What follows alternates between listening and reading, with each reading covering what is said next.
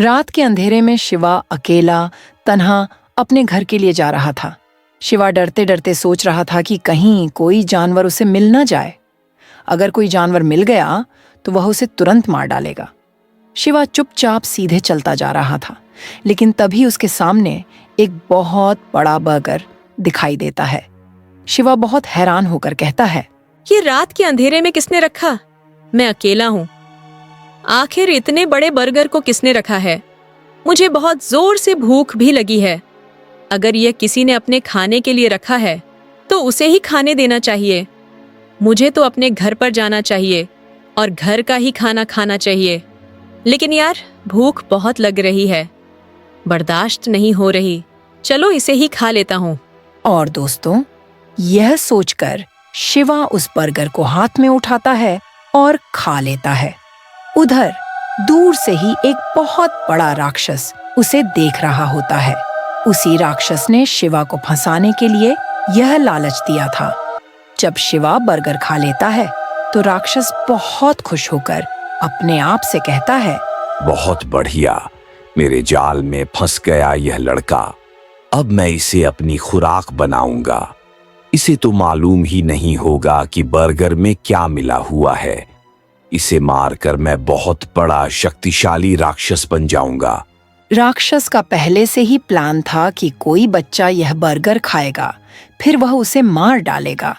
लेकिन दूसरी तरफ शिवा को कुछ भी मालूम नहीं था। शिवा ने थोड़ा खाया और थोड़ा अपनी जेब में रख लिया और फिर घर के लिए चलने लगा। कुछ देर बाद शिवा को चक्कर आने लगे। वह एक जगह खड़ा होकर कहता है, अरे, मुझे क्या हो रहा है? कहीं जो बर्गर मैंने खाया उसमें कुछ मिला तो नहीं था? अगर ऐसा हुआ तो मुझे तुरंत घर जाना चाहिए। अगर रास्ते में कुछ हो गया तो मुझे कोई जानवर मिल जाएगा और वह मुझे शिकार बना लेगा। मुझे जल्दी घर पहुंचना चाहिए। यह सोचकर शिवा तेजी से आगे बढ़ता है, लेकिन तभी अचानक उसे इतनी जोर से चक्कर आता है कि वह अगले ही पल हवा में उड़ने लगता है और गोल गोल घूमने लगता है। शिवा डर कर कहता है, पहले तो हल्का फुल्का चक्कर आ रहा था और अब मैं हवा में कैसे उड़ रहा हूँ? गोल गोल कैसे घूम रहा हूँ? मुझे तो घर जाना चाहिए था। मेरे साथ क्या हो रहा है? मैं किस मुश्किल में फंस गया? शिवा यह कह ही रहा था कि दूसरी तरफ राक्षस फिर से बोलता है, अब आया ऊंट पहाड़ के नीचे, जिसे मुझे बरसों से इंतजार था। वह घड़ी आ ही गई। आज मैं इस बच्चे का खून पीकर इसकी रीढ़ की हड्डी निकालकर आग में जलाऊंगा और अमर हो जाऊंगा। फिर कोई मुझे नहीं मार पाएगा। मैं इस दुनिया में राज करूंगा। इतना कहकर राक्षस शिवा के सामने प्रकट होता है। शिवा को कुछ पता नहीं था कि यह सब उसी राक्षस का काम था। शिवा डर कर कहता है, अरे, तुम कौन हो और मेरे सामने क्यों आए हो? क्या तुम मेरी मदद करने आए हो? प्लीज मुझे बचा लो। मैं तुम्हारा एहसान जिंदगी भर नहीं भूलूंगा। प्लीज मुझे बचा लो। लेकिन शिवा को नहीं मालूम था कि राक्षस उसे बचाने नहीं, मारने आया है।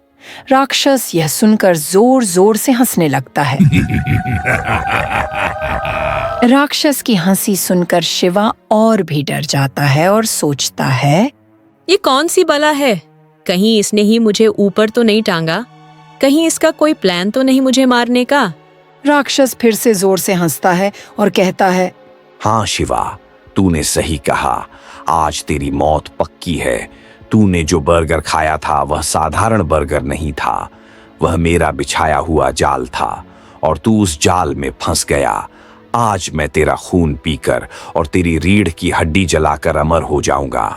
फिर दुनिया में मेरा राज होगा और कोई भी मेरा कुछ नहीं बिगाड़ पाएगा। यह सुनते ही शिवा रोते रोते कहता है, हे ऊपर वाले, ये कैसी मुसीबत में डाल दिया? किसी तरह मुझे इस राक्षस से बचा ले। मैं जिंदगी भर तेरा एहसान नहीं भूलूंगा और कभी भी कोई अनजानी पड़ी हुई चीज नहीं खाऊंगा। बस किसी तरह बचकर अपने घर चला जाऊं।